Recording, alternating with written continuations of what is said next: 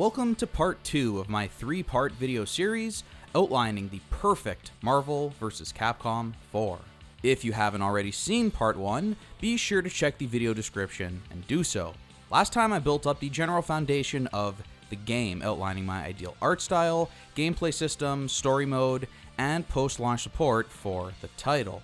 Today we'll get into the juicy stuff and select the Capcom side of the roster. The Marvel side will wrap us up next time in part 3, but let's not waste any more time and get right into Capcom. Before we get into the characters themselves, let me quickly go over my overall philosophy behind choosing the characters. I don't think a lot of this is all that groundbreaking, but it probably bears repeating. Street Fighter, and now the Marvel Universe, features a very diverse cast of characters. The properties of Marvel and Capcom are all made up of different types of people from all around the world or beyond. Dragon Ball FighterZ, this ain't. If you expected a roster full of white dudes, that's just not going to happen. And nor should it. Here in 2021, not only does a diverse roster provide joy and representation to the most people, it also makes the most money. It might sound cold, but it's true. At the end of the day, the characters on the front of the box need to appeal to the highest amount of people to generate the highest amount of money. The truth is, diversity sells. We really need to look no further than Black Panther, Shang-Chi, Captain Marvel, and Wonder Woman's success at the box office. These films aren't just successful or pretty big. They are huge blockbuster events by any metric. Literally the biggest movies in the world. At this point, you would be foolish not to pack your fighting game roster with diverse characters. I'm looking at you, Marvel Infinite. It's especially sad that game ended up the way it did, considering the Versus franchise was born from Street Fighter and X-Men, two groups that are pretty much defined by the fact that they are diverse characters from all around the world. Fact is, diversity sells, diversity will continue to sell, and is something I take seriously when putting together a roster like this. By the way, I'm not just talking about ethnic or gender diversity. Of course, I'd like to see gameplay diversity as well, with the characters and their movesets. Characters that are literally a different shape and size compared to the others. 8 different Gokus, this ain't. If the choice is between a super popular character that would be the 4th Shoto on the roster, or a less popular character that would be the first grappler, I'm picking the grappler every time. Finally, for this crossover fighting game, we want franchise diversity. As great a job Sakurai did overall, I don't think anyone was happy seeing all those blue-haired Fire Emblem characters in Smash Ultimate. Obviously, some franchises will have more representation than others. The Versus series began with X-Men vs. Street Fighter, so shocking news, you're going to see quite a few X-Men and Street Fighters on this roster to pay proper respect to the legacy of the series. Nonetheless, I'm looking to have a very diverse representation of both Marvel and Capcom franchises, respectively. The final form of diversity comes in the form of newcomers. This is yet another failure of Marvel Infinite. The balance of newcomers to veteran fighters was all off. When you buy a new game, generally speaking, you want to see new characters. So before we attach a number to how many newcomers we'll be seeing, I think we should analyze the character rosters from some other fighting games to determine how many characters in total will be making the cut on our base roster. I think the most important thing to establish here is that Marvel vs. Capcom 4 needs to be a make good. The Marvel vs. Capcom franchise is in serious danger of being damaged if they follow the disaster that was Marvel Infinite with another half-hearted effort. One hiccup couldn't be ignored, but 2, that starts to paint a picture for the franchise as a whole. In fact, I don't even think a simply good game would be enough in this specific case. Capcom will have to go above and beyond with this game with a rock solid base package players expect from a full-priced game, and a character roster that exceeds all expectations. It sounds crazy and impossible, but Marvel Infinite sounds crazy and impossible, just in all the wrong ways. Marvel 4 needs to make good on that mistake and save the franchise. When I think of going above and beyond with a fighting game roster, of course the first game that comes to mind is going to be Smash Ultimate. The game launched with 74 characters, 11 of which were newcomers. Even the mighty Marvel 2 roster has been dwarfed by Sakurai the God. Now, I don't think Marvel 4 is going to quite hit that level of insanity, but let's just look at this picture. This is the perfect crossover fighting game roster. Ultimate is the best-selling fighting game ever, and is proof that the give us a metric shit ton of content method works better than the give them nothing then nickel and dime 'em method, as we saw with Street Fighter V and Marvel Infinite. Marvel vs. Capcom shares a ton of similarities with Smash. If done well, a new character reveal for Marvel vs. Capcom should be an event the same way it was with every new Smash character. But if the game is rushed and has a crappy roster out the gate, then it'll be dead on arrival, and no amount of cool DLC is going to bring it back. While I don't think we'll quite hit that 74 number here today, Smash Ultimate is still a game to keep in mind here with these videos. It's the ultimate labor of love, and should be the model to strive towards when it comes to satisfying the audience with a fighting game. Pack the base game with tons of characters, tons of fan service, tons of content, and you'll enjoy incredible post-launch success as well. You can't get one without the other. On the polar opposite end of the spectrum, we have Street Fighter V. Its pathetic base roster featured only 16 characters in total, 4 of which were newcomers. Oh, and no single player. Enjoy! Thanks for the $60. It was clear in 2016 when the game launched that this was a bare bones experience, and that negative stigma has stuck with the game to this very day. Now the roster is solid, standing at 46 characters in total, but it took a long time to get there. I think it goes without saying that Capcom needs to learn from the mistakes made with Street Fighter V. This is unacceptable. Dragon Ball FighterZ, perhaps Marvel's purest competition in the 3v3 tag fighter market, launched with 21 characters and now stands at 41 in total, 40 of which are Gokus. Finally, we shall look back at Marvel vs. Capcom 3. Vanilla had a base roster of 38, and Ultimate brought us to a total of 50. Here with Marvel vs. Capcom 4 Make Good Edition, I'm proposing a base roster of 50 characters. 25 Marvel and 25 Capcom. This number puts it above both Street Fighter V and Dragon Ball FighterZ with all of their DLC included. It doesn't touch Smash Ultimate, but 50 base roster characters puts it above most other fighting games. Again, I'll repeat, this game needs to wash away the bad taste of Marvel Infinite. It needs to overcorrect and not just meet expectations, but blow them away. And there's no better way to do that than by delivering an awesome base package packed with tons of characters right out of the box. Build positive word of mouth, proudly brag about that Metacritic score, and let the fans spread the hype.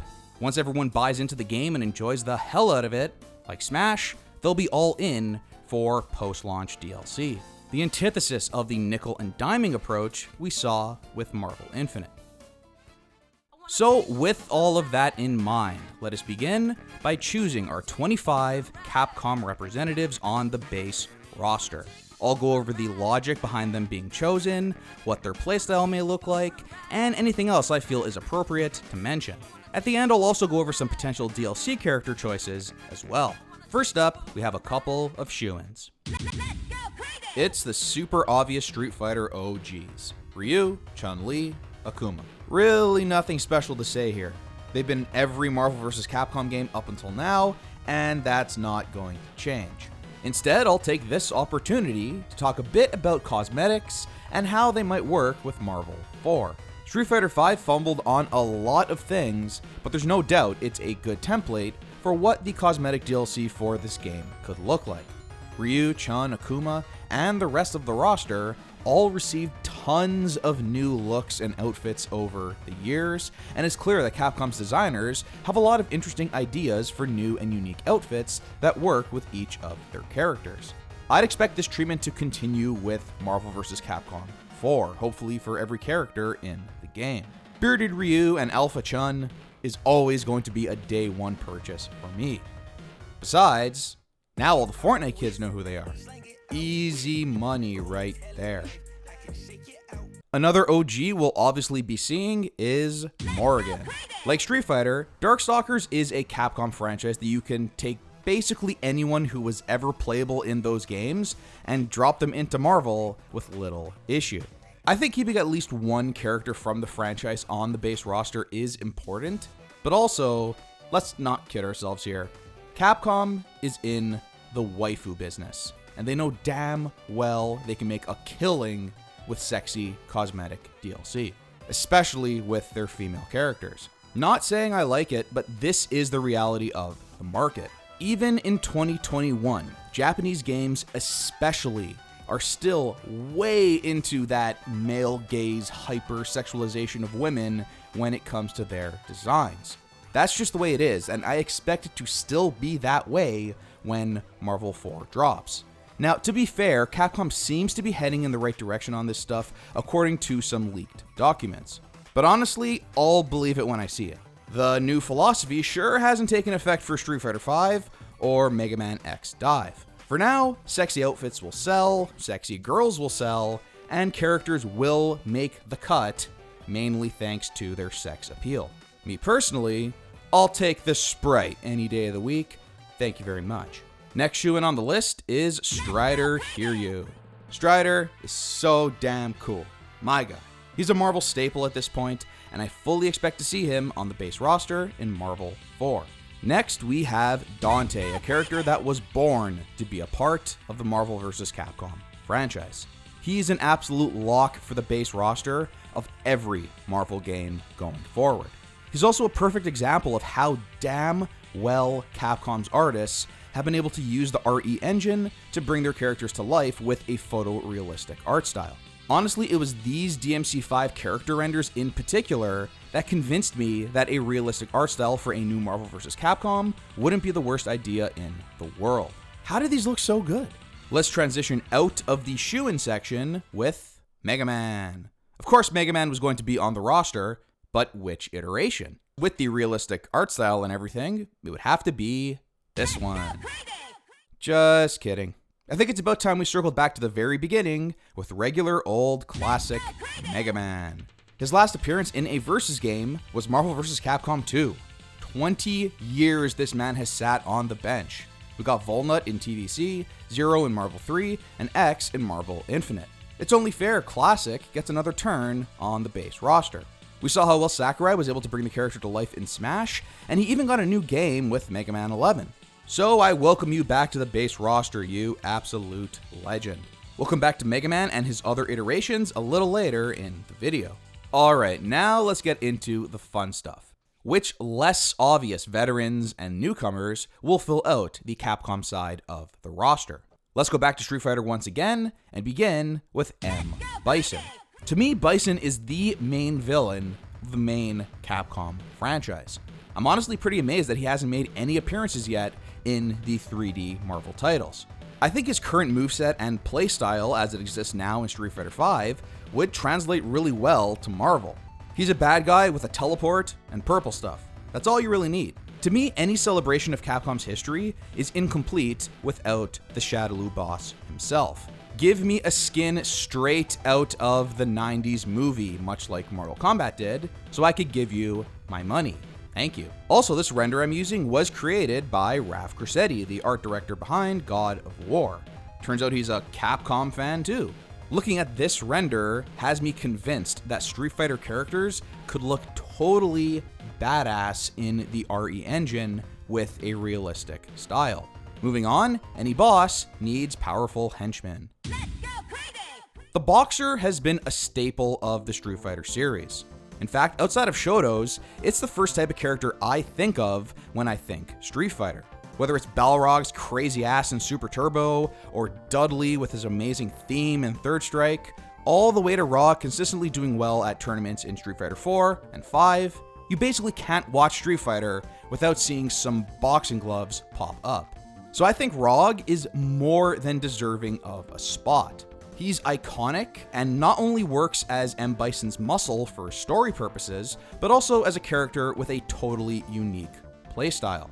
No kicks.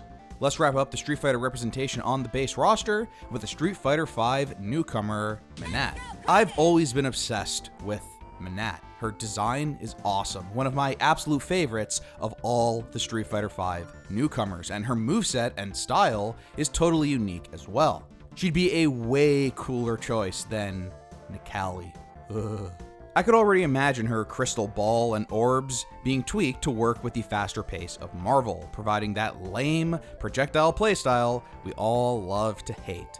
If she's good enough for Justin Wong, she's good enough for Marvel 4. As we wrap up with our Street Fighter section of the video, I want to point you all towards the official Street Fighter blog website.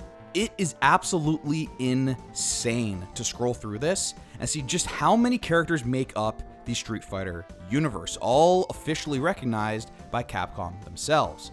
I look at this list and see endless potential for new DLC characters, and of course, new assists. Give me Ken from Street Fighter 2020 assist. Give me a Shenlong assist. Get the dudes punching each other from Street Fighter 2's intro video into this game. Capcom, please.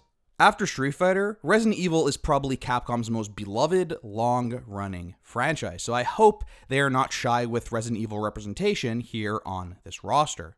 In my mind, Jill Valentine is the star of the franchise, and she's now just coming off a starring role with the recent RE3 remake. It's perfect timing to have her on the base roster. This design is so good. It's the greatest. RE Engine, why are you so godlike? Also, she passes the Fortnite test. Big points in her favor. Wesker is the villain of the RE franchise, and to me, should be a staple on this roster. Broken record alert, but it blows my mind that Marvel Infinite dropped the ball on this one. I think Wesker is also an amazing character for beginners to try when dipping their toes into Marvel. His bread and butter is so simple, his moveset is clear and makes sense, and he can find success with no complex inputs necessary. For that reason alone, I think it's important he returns for Marvel 4. Coming off the masterful RE2 remake, and with rumors of an RE4 remake on the way, Leon needs to make his debut in Marvel. It's insane this legend hasn't popped up yet. Now is the time. This could easily be Chris's slot, but why not switch it up? I know he was on the box of the latest Resident Evil title, but I have someone far better in mind when it comes to village representation. To wrap up our Resident Evil section here, I decided Nemesis could be saved for DLC, leaving a gap on the roster that needs to be filled by a giant powerhouse zombie thing. Also, recall my earlier discussion regarding waifus. I give you Lady Dimitrescu, the perfect Marvel vs. Capcom character. The 9-foot-tall sexy zombie lady became a fan favorite almost instantly, so Capcom, just give the people what they want. Fan service aside, I think she actually has some great moveset potential for a versus game as well. If there's any character from the newest Resident Evil that deserves a spot on the roster, I say why not her? Her popularity speaks for itself, and she'd have the perfect level 3 as well. I legitimately have a hard time thinking of a new Capcom character from the last 10 years or so that generated as much buzz as Lady Dimitrescu. Do it, Capcom. Do it. Next, we have Tronbon. I've always been a big fan of this character. Her playstyle is totally unique, and the mech allows her to be a much-needed heavyweight on the Capcom side. Continuing with the Mega Man representation, we have Dr. Wily. This, to me, is another character that I'm shocked never made it onto the roster by now. The main villain of the Mega Man franchise, with 11 games worth of evil robots and unique abilities that can make up his moveset. Give him a mech kind of like Tronbon, but with an entirely different playstyle. There's certainly no shortage of level 3 supers we could think up for him, or music for that matter. Dr. Wily may have the single greatest theme in video game history, and that's saying something. Get this dude into the game. I want to see him team up with Thanos and try to take over the multiverse. Thank you. Virgil, like Dante, was born to be a Marvel character. He needs to be in this game. His brokenness was well established in Marvel 3, and as a result, he's joined the Marvel Hall of Fame. He's earned a spot for life. For life. From here, we have a bunch of one-offs that I think are absolutely deserving of slots. Let's start with Amaterasu. Ami is so unique and cool. She had a great moveset in Marvel 3, and I hope she returns in the next game. The rumor is that she didn't make it into Marvel Infinite because her body type was too weird, and for whatever reason, it was too much trouble to make her work. So instead, we had a roster full of humanoids with similar builds. Regardless, I think Ami is wonderful and needs to be present on the Marvel 4 roster. Kinda like Ami, Beautiful Joe is a totally unique character that stands out from everyone else. His moveset, his look, his playstyle, all totally unique. If you can stand out from the crowd like that, you're probably going to make it onto my perfect Marvel vs. Capcom 4 roster. Next up, we have Mike Hager. The Mayor of Earth is another fan favorite that should be a staple in Marvel going forward. We need our big boy heavyweight grappler, the lariat assist, and of course, the pipe. To me, Phoenix Wright is pretty much a Capcom legend at this point. The Ace Attorney franchise has been going strong with regular releases since 2001, all the way to this year with the great Ace Attorney Chronicles releasing outside of Japan for the first time in July of 2021. He should absolutely be in the game on the base roster. I can only hope he isn't treated like a comedy low-tier character. You could do a character with a silly moveset and playstyle, but still have them be viable, and I hope that's the case with Phoenix Wright. Next up, we have Ashura, of Ashura's Wrath fame. Well, maybe fame is the wrong word to use. Ashura made his debut with this kick-ass game, then never appeared again. But Ashura's Wrath is so damn fun, and the character is so anime and over the top that he'd be perfect for a Marvel game. He's one of those perfect, obscure WTF characters where you go, really? Him? But then once you get your hands on him, you can't put the controller down. It's important to add some more obscure characters from Capcom's history just to mix things up, and also give the developers an opportunity to go a bit wild with some of the movesets. Since these lesser known characters aren't so defined from years and years of games, Capcom has the opportunity to create stuff pretty much from scratch, which allows for some much needed freedom and uniqueness. It's the kind of thinking that brought us the Falcon Punch, Falcon Kick, and Knee. All that from a guy who drives a car.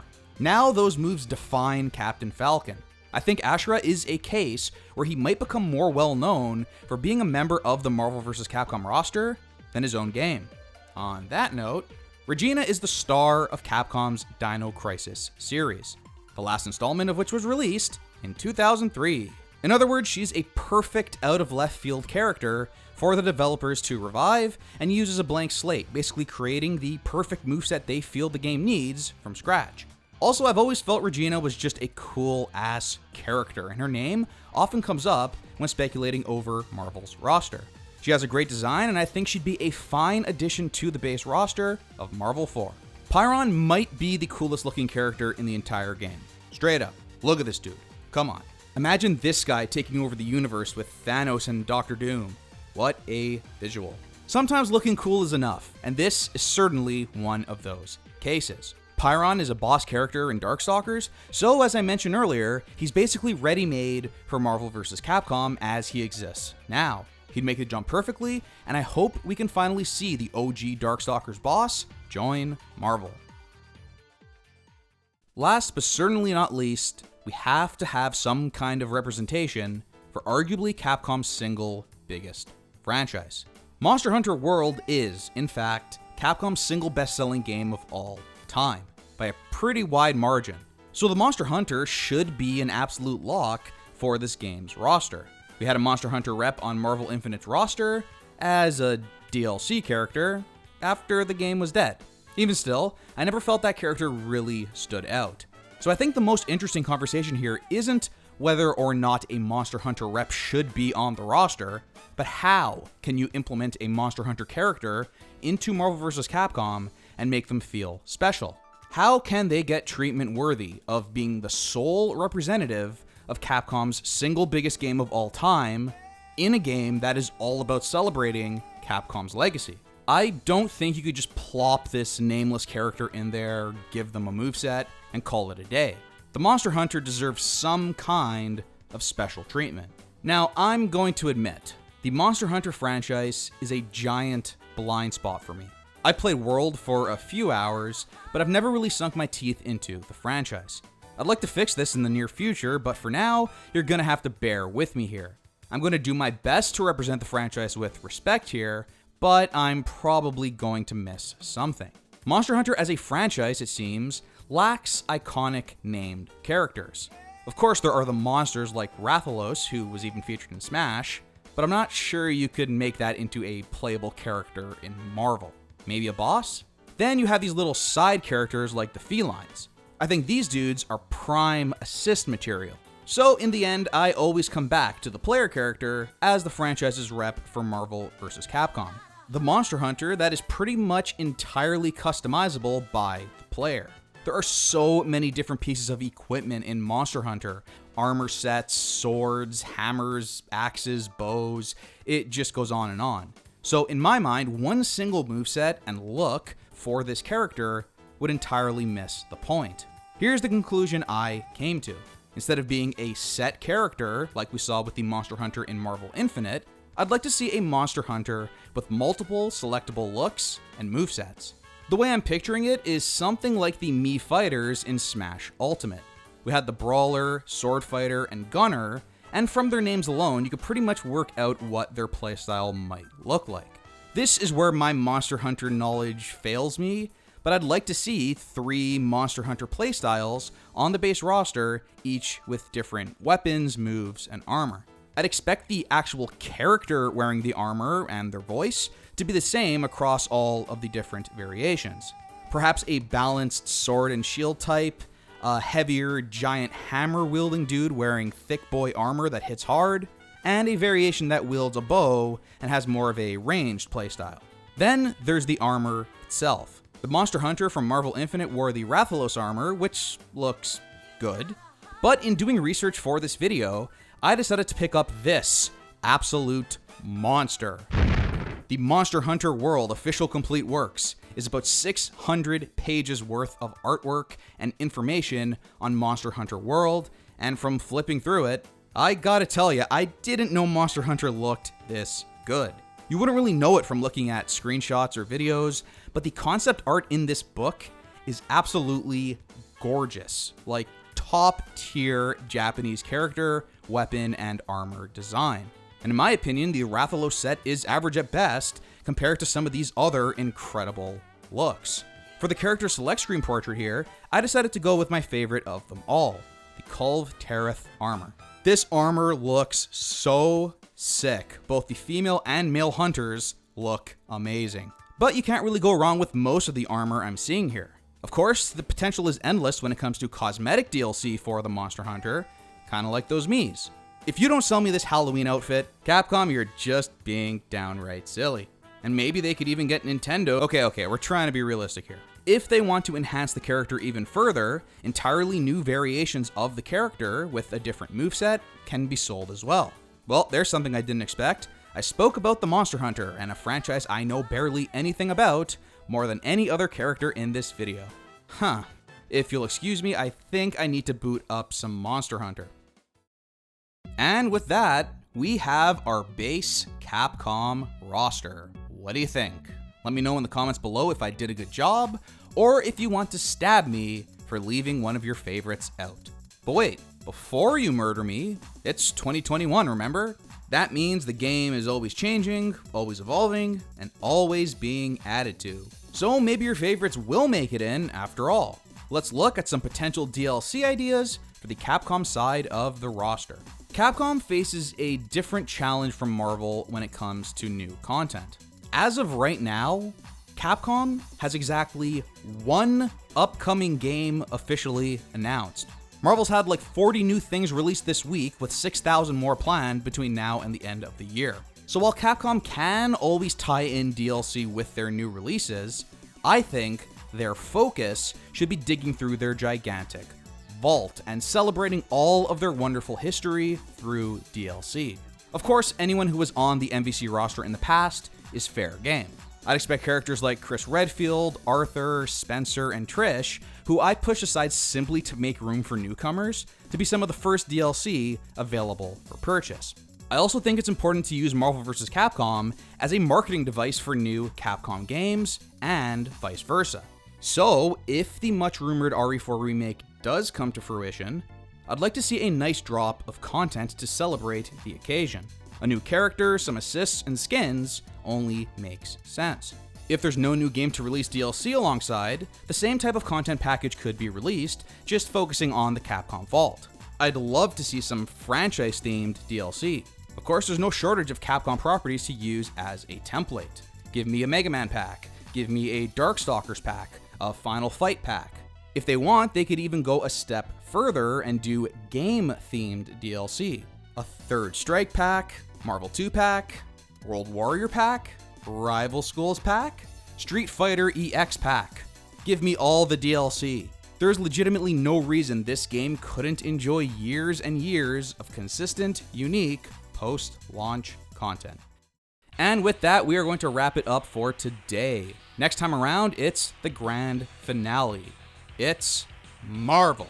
When selecting the 25 Marvel characters for my roster, I had to consider a completely different set of challenges and use different logic compared to the Capcom choices. Either way, it was a ton of fun, so if that sounds cool to you, please hit that like button and subscribe to my channel, as part 3 will be up in just a couple of days. So until next time, thanks so much for watching everyone, and take care.